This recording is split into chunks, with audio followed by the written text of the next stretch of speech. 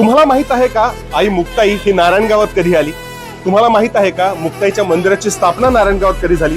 तुम्हाला माहिती आहे का मुक्ताई मंदिराचा पहिल्यांदा जीर्णोद्धार कधी झाला? तुम्हाला हे माहित आहे का की काळोबा देवस्थान म्हणजे नक्की कोण आहेत? या सगळ्या प्रश्नांची उत्तरं या व्लॉग मध्ये तुम्हाला बघायला मिळतील, तेव्हा हा व्लॉग शेवटपर्यंत बघा.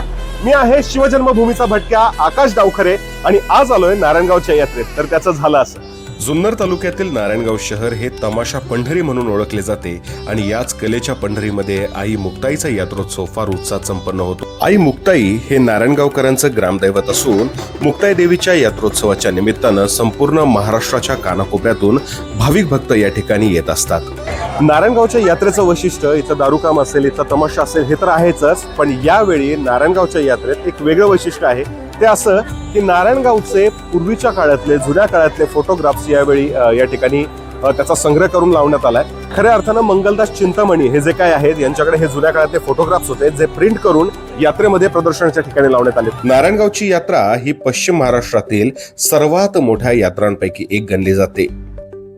असं म्हटलं जातं, ज्यावेळी ज्ञानेश्वर माऊली, मुक्ताई आणि त्यांची भावंड ही पैठणवरून आळंदीकडे निघाली होती, त्यावेळी ते नारायणगाव या ठिकाणी आले आणि त्यानंतर ज्या ठिकाणी ते थांबले त्या ठिकाणी मुक्ताई मंदिराची स्थापना करण्यात आली असं म्हणतात. आता याच्यासोबतच काळोबा देवस्थान देखील इथं आहे.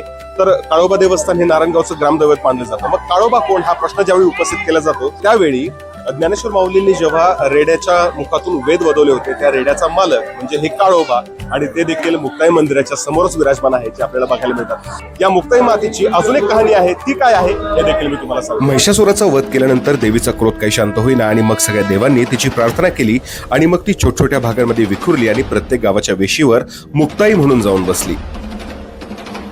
14व्या शतकामध्ये म्हणजे साधारणतः आजपासून 700 वर्ष आधी या मंदिराची, मुख्य मंदिराची स्थापना करण्यात आली असं म्हटलं जातं आणि 1818 साली सगळ्यात पहिल्यांदा या मंदिराचा जीर्णोद्धार केला होता. आता जे मंदिर आहे ते आता परत एकदा त्याचं नूतनीकरण करण्यात आलेलं आहे. शोभेचे दारूकाम आणि तमाशा बघण्यासाठी येथे प्रचंड गर्दी होते. मात्र यावेळी पोलिसांचा बंदोबस्त मात्र अतिशय चोख असतो आणि खऱ्या अर्थानं त्यांचे मानावे तितके आभार कमी आहेत.